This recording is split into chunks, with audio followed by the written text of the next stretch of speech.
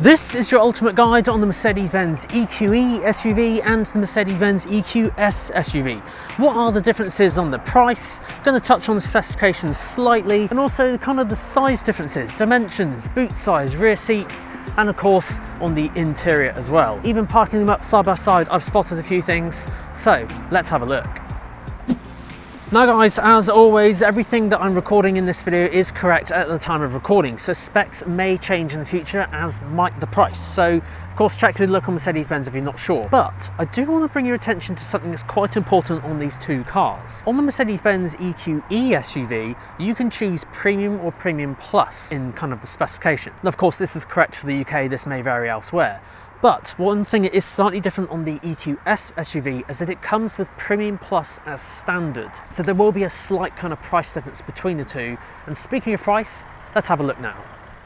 Right there guys, starting on price. Price starts, if you went for an EQE SUV as kind of just standard specification in the UK, I've got some notes, £90,560 is what it starts from. EQS SUV starts from £129,470, so there's about just under £40,000 price difference between the two. Now, if you made the EQE SUV Premium Plus, then obviously deciding on your electric motor option, the price difference then is about £17,210 and then £7,500. So this is what I'm kind of focusing on this video here today, is the differences in that. Forgetting about spec, because you can add it to an EQE SUV like this one's got, I guess, quite a few options on, so it's got sunroof and hyperscreen and all sorts. But what's the differences in the actual shell of the car and kind of what are you getting? So let's have a look at the exterior first.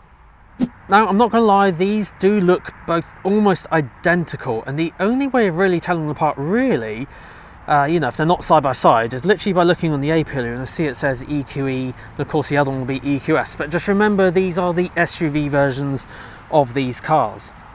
Another dead giveaway that kind of got me was that the EQE SUV, as shown here, actually has running boards, whereas the EQS SUV doesn't. I'm not sure why, but I do quite like a car with running boards. I think it does usually finish them off quite nicely. Now, you'll notice here that the EQE and EQS, so the non-SUV versions, had a very, very slopey front end, obviously for aerodynamics. And Mercedes-Benz actually did call it the one-bow design. Now, if you look really closely at the silver part there surrounding the window frame, it kind of still does look like a one bow, but it's not as prominent. But that's a good thing, because now this is a lot more kind of car-like. The other ones are really, really built for efficiency in mind, but these, being an SUV, kind of look more like a traditional car. Now, this one with dimensions, basically EQE SUV length 4,863 millimeters, width 2,141 millimeters, and height 1,685 millimeters. So, EQS. Right, and here's the EQS SUV, guys. Now, as I said, it's almost identical, apart from the name on the side, which you can literally just see just here. It's really, really tricky to tell the difference. But those two key things, this one does not have running boards, the EQS SUV, so I'm not sure why, but it could be something to do with the proportions of the car, or maybe it just didn't look right, I'm not sure. But if you're not a fan of running boards, that could be a key factor between the two models.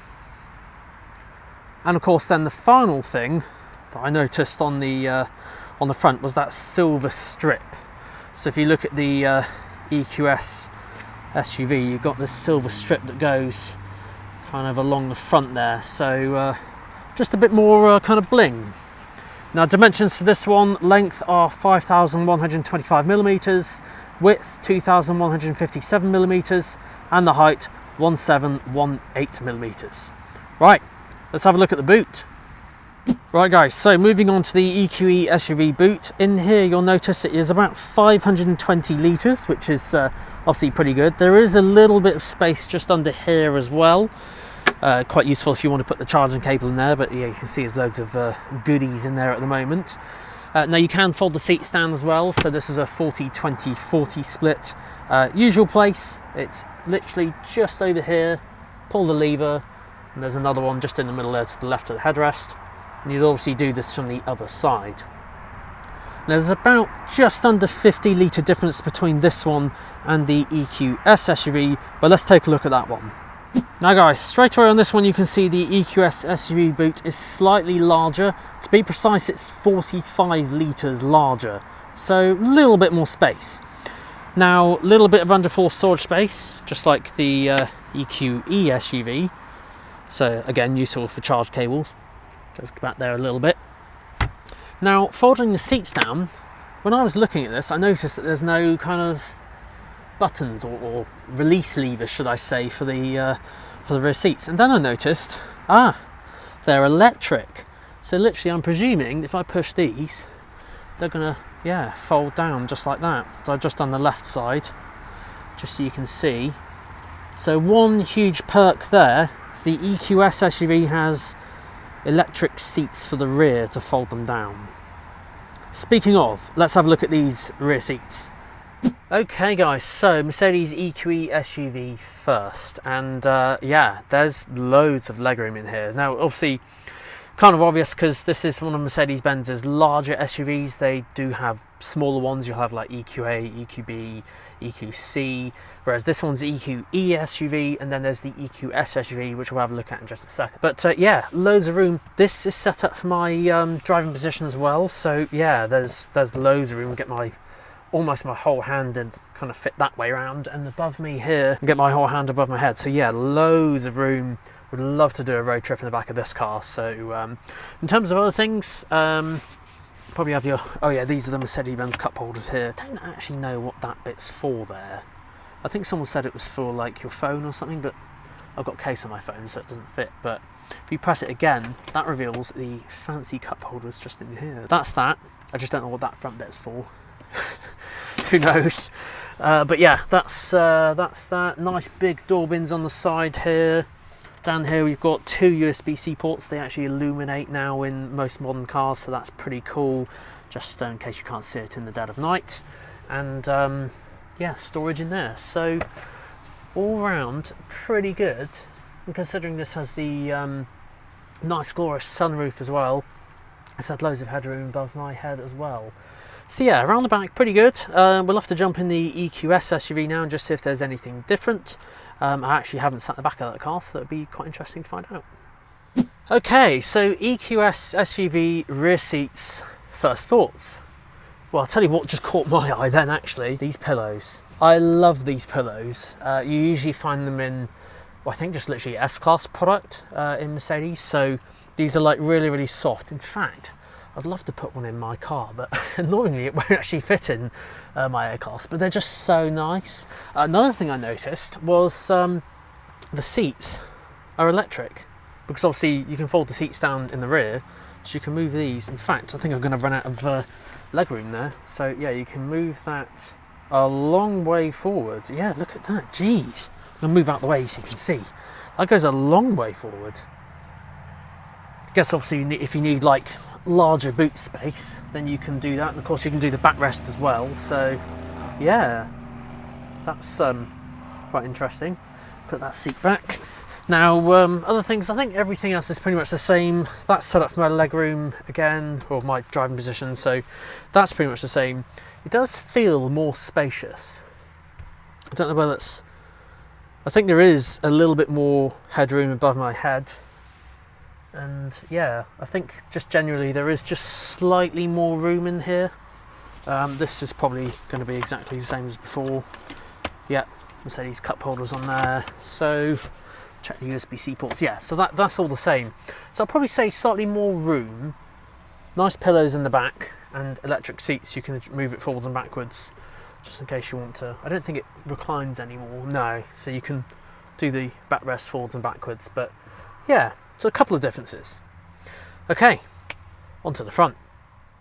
Now guys, up front they both are almost identical. This one here has lots of options ticked, also has the thing called the Mercedes-Benz Hyperscreen, which is this big screen going across the dashboard here. Really, really cool, but most importantly the EQS SUV doesn't have that option, so you can kind of see the difference. You can opt for the Hyperscreen on either one. But as both kind of cars are going to be very, very similar up front here, what I think the best thing to do is take them out on the road and drive them back to back. Right guys, so out on the open road, so what is it like? Well, this certainly feels like it's running on air suspension. In fact, I can actually test this. Let me go onto the dynamic drive mode. Yes. Oh yeah, you can, so this has just gone into sport mode now, and it's not as kind of floaty, should I say. The suspension's kind of locked off a bit, and then back to comfort again. Yeah, you really do notice a difference actually. That's quite cool. So yeah, air suspension, EQS SUV will obviously have that as well, and all electric motor variants do have the kind of 4MATIC drive system as well. So that's the Mercedes-Benz 4-wheel drive system. So that's what it's like out on national speed limit. Let's see what it's like at acceleration. So make sure the road is nice and clear. Sport mode, away we go. Lightning quick considering how heavy this car is.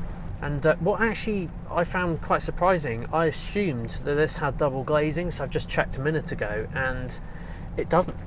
And I honestly thought it did because it was so quiet in here. The only thing you can hear really is the rain, and I can't hear any wind noise at all. And it's actually quite windy today, hence why I've got the little microphone fluff thing, what's known as a dead cat. I don't know where that name came from, but yeah, that stops like the kind of horrible wind noise you get on microphones, so obviously you have to have that on. But yeah, it's a bit windy out today and I don't notice it in here at all. So yeah, well, without spending too much time on this, I think it's time to go out in the EQS SUV and yeah, see what that's like out on the road. Okay, up front then guys, now this is the EQS SUV, and as I mentioned, the one that I had here available today, or out of the two, the EQE SUV had the hyperscreen, but if you utilise this camera here, this one here, you can actually see where the hyperscreen would be. It's almost like that kind of cutout in the design. Now I actually prefer this design myself, it's a bit more kind of simplistic, but if you're a fan of like the cutting edge design and hyperscreen, then obviously you can opt for it in this, it's just this one doesn't have it. Yeah, in terms of everything else, I think everything else is pretty much the same. It's almost identical. All the materials used are exactly the same as far as I can see. This is kind of like this like smooth finish, but all the other bits like kind of squidgier leather materials everywhere. It's all the same. It's got the same kind of space under here as well. Same amount of USB-C ports everywhere. So the difference must be out on the open road. So let's take it out and see what it's like. Now, one thing I did note actually when driving this here is this had rear wheel steering, but you can opt for that on the EQE SUV if you went for Premium Plus anyway. But so I'm not going to run through specs too much, just something I had picked up. But yeah, let's see what this is like out on the open road and see if it's any smoother than the other one. Okay, getting up to national speed limit, so away we go. And it'll still shift, still pretty quick. Okay, wow, in terms of ride comfort, again, driving them back to back, I kind of knew this was going to be a thing. I thought they were going to be like almost identical. I'm trying to see if this feels smoother than the other one, but I think it's almost the same. Yeah, honestly, okay, if it's that close, I don't think most people will be able to tell the difference. Arguably, yes, if you're going to throw it around like I don't know, a track or something like that, then yeah, you probably will notice a difference. But yeah, day-to-day use, especially for, you know, someone who's going to buy this type of car, I don't think you're going to be doing that.